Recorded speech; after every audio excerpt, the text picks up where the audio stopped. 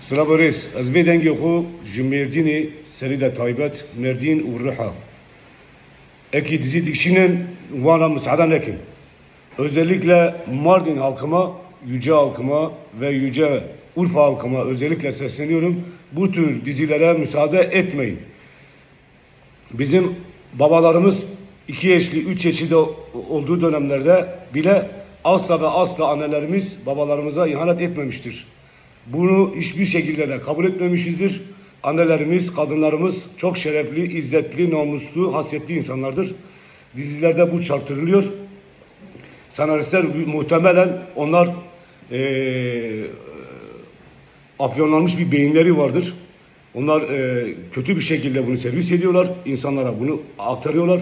Ve bu da çocuklarımıza, nesillerimize kötü örnektir. Sizden rica ediyorum, böyle bir diziyi izlemeyin.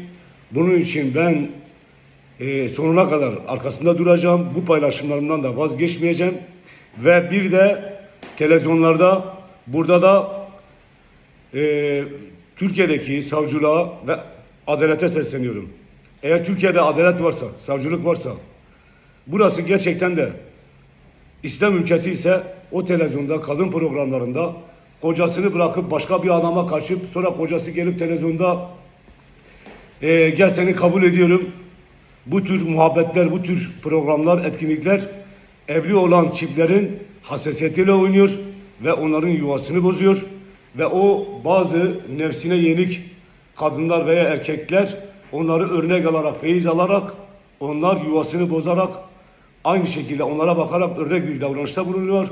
Bunu kesinlikle kabul etmiyoruz. Biz böyle bir toplum değiliz. Biz kesinlikle böyle bir toplum değiliz. Biz Türkiye halkı olarak böyle bir toplum değiliz. Biz şerefimize, namusumuza, kültürümüze düşkün insanlarız. Biz ihanet istemeyen insanlarız. Biz kirliliği sevmeyen insanlarız. Sizden rica ediyorum, bunu kabul etmeyin. Asla etmeyin. Hiç kimse etmeyin. O yönetmenlere, sanatçılara sesleniyorum. Haddinizi bilin, kendinize gelin. Bu halk sizin cevabınızı çok iyi verecek. Bunu da iyi bilin.